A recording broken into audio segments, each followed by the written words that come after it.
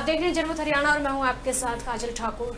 इनेलो supremo OP Chautala ने एक बार फिर पैरोल के लिए दिल्ली हाईकोर्ट में याचिका लगाई है और इस बार 3 महीने की पैरोल मांगी है।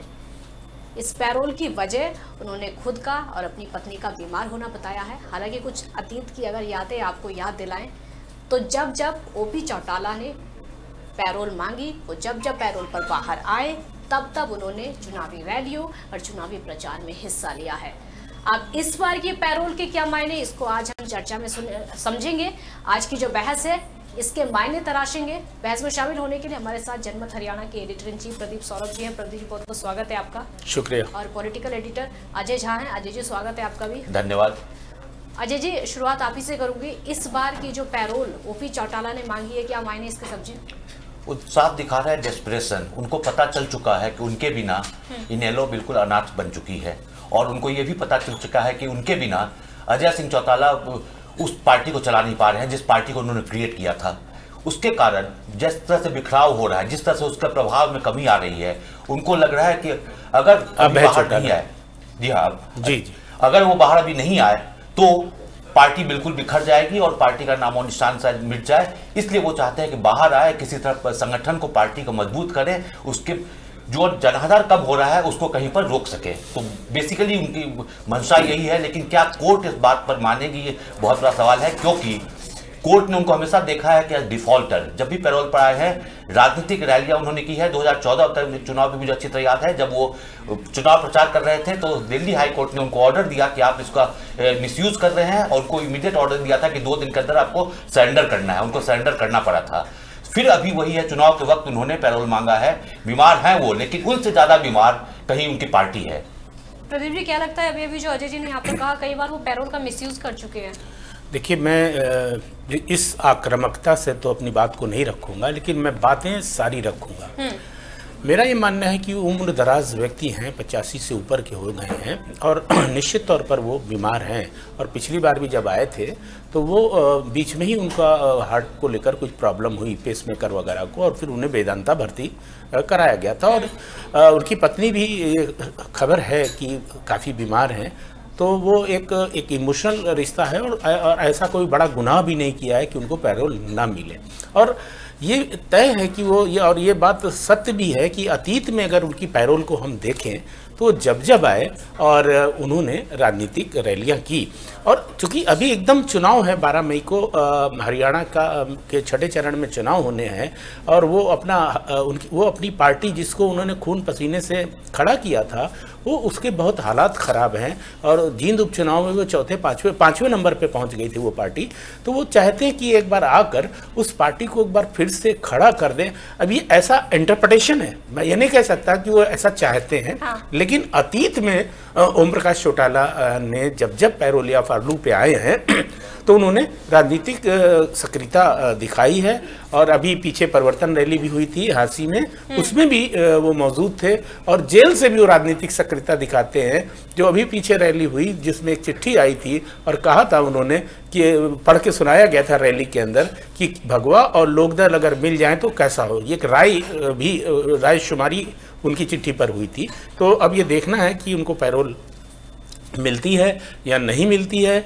और पैरोल मिलती है तो आएंगे तो क्या राजनीतिक गतिविधियों में भाग लेंगे और क्या वापस उनको हाईकोर्ट दोबारा इस बार भी बुलाएगा? एक चीज और सवाल है कि एक तरफ आप पैरोल मांग रहे हैं, दूसरी तरफ आपने कोर्ट में दे रखी है अर्जी कि मुझे आप हमेशा के लिए मुक्त कर दो। वो 12 तारीख। और अगर आप याद आए तो उन्होंने ये भी एक बयान दिया था अपने कार्यकर्ताओं के बीच कि वो मार्च में छूट कर आ जाएंगे। तो कहीं पर विरोधाभास हो रहा है। एक तरफ पैरोल मांग रहे हैं, एक तरफ आप बोल रहे हैं मुझे हमेशा के लिए आप छोड़ दीजिए क्योंकि मैं क्वालिफाइड हूं, उनके कारण मैं विकलांग हूं वगैरह, कई उसमें कारण नहीं। उनका जो इस बार क्या लग रहा है, इस बार की पैरोल से चुनाव के लिए, चुनाव प्रचार के लिए? इसमें कोई शक नहीं है मुझे, लोकसभा चुनाव के प्रचार के लिए। हाँ। ठीक है, दिनेश कौशिक भी हमारे साथ रोहतक से जुड़े हुए। दिनेश क्या लगता है इस बार की जो पैरोल के लिए याचिका लगाई गई है, क्या मायने इसके समझे? हाँ बिल्कुल, देखिए मैं सौरभ जी की बातों से काफी सहमत हूँ। जो उन्होंने कहा कि वो जब पैरोल पर आते हैं और आने के बाद में जो है राजनीतिक जो है रैलियां भी करते हैं, राजनीतिक सभाएं भी करते हैं, जनसभाएं भी करते हैं। यदि हम दिल्ली से चलने की बात करें तो रास्ते में बहादुरगढ़ और रोहतक होते हुए जितने भी स्टेशन उनके घर तक आते हैं तो सभी जो है पार्टी कार्यालयों में वो जाते हैं। कार्यकर्ताओं की एक भारी भीड़ वहां जुटती है, उन्हें सुनने के लिए आती है। पिछले दिनों हांसी में जो रैली थी उसमें भी वो आए थे और उन्होंने एक मंशा जाहिर की थी कि मार्च में जो है वो परमानेंट लोगों के बीच में आ जाएंगे। तो अब मुझे लगता है कि उनकी बात वो बनी नहीं, लेकिन वो पैरोल के माध्यम से लोगों के बीच में आना चाहते हैं। 1 महीने से थोड़ा सा ज्यादा वक्त चुनाव का यहाँ पर बचा है और चुनाव में जो है वो अगर पार्टी किसी को देखना चाहती है तो ओम प्रकाश चौटाला को, अगर कुछ कार्यकर्ता को और इकट्ठा कर सकता है तो ओम प्रकाश चौटाला है, क्योंकि अभय सिंह चौटाला से पार्टी नहीं संभल रही है। पिछले 2013 के बाद में जो है अभय सिंह चौटाला ने इसकी बागडोर संभाली थी, लेकिन वो पूरी तरह से पार्टी को नहीं रख पाए हैं। तमाम जो बीजेपी जो इनेलो के जो कार्यकर्ता और मौजूदा विधायक या पूर्व विधायक है दूसरी पार्टियों में जा रहे हैं। तो मुझे लगता है कि इसी को देखते हुए एक योजना बनाई है प्रकाश चौटाला ने और पैरोल के माध्यम से उन लोगों के बीच में जाए जो है लोगों को एकत्रित करेंगे और पार्टी को संभालेंगे। प्रदीप जी, क्या लगता है जो ओपी चौटाला की गैर मौजूदगी में इनेलो के 2 टुकड़े हुए जेजेपी इनेलो से अलग हो गई, अगर ओपी चौटाला बाहर होते तो क्या ये बंटवारा नहीं होता? शायद, अगर मैं पूरे दबाव से और पूरे मतलब ताकत से बात कह सकता हूँ, हाँ। तो ओम प्रकाश चौटाला होते तो निश्चित तौर पर ये पार्टी बंटने नहीं देते। और अतीत में उनका बयान भी था कि वो अपने जीते जी क्या कहते हैं कि लोकदल को बंटने नहीं देंगे और जो परिवार में अजय और अभय के बीच में जो संघर्ष है, जो आंतरिक झगड़ा है, उसको सरफेस पे नहीं आने देंगे। लेकिन देवीलाल परिवार की ये कहानी अजीब है कि देवीलाल के जीते जीते उनके और भाई जो रंजीत प्रताप ये वगैरह थे वो लोग भी बंटवारा हुआ, कांग्रेस में शामिल हो गए, देवीलाल के रहते। और फिर अब ओम प्रकाश चौटाला भी वही दिन देख रहे हैं जो उन्होंने उनके पिता ने देखा था। ऋषि पांडे से सवाल आप लें तो ज्यादा ठीक है। ऋषि पांडे भी हमारे साथ जुड़े हुए। करनाल से ऋषि, आपसे भी समझना चाहेंगे, जो अभी अभी रैली हुई थी एक अभय चौटाला की रैली, ओपी चौटाला उसमें भी शामिल हुए थे, वो खुद उसमें कह कर गए थे कि मार्च में मैं वापस आऊंगा, लेकिन मार्च तो निकल गया, वो वापस नहीं आए। और अब जो ये खबरें निकलकर सामने आ रही, इससे क्या समझे?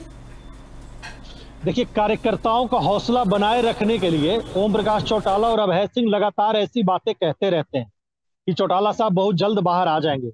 लेकिन जिस पैरोल पे आज हम अभी चर्चा कर रहे हैं, इसका जवाब अभी दिल्ली सरकार को देना है।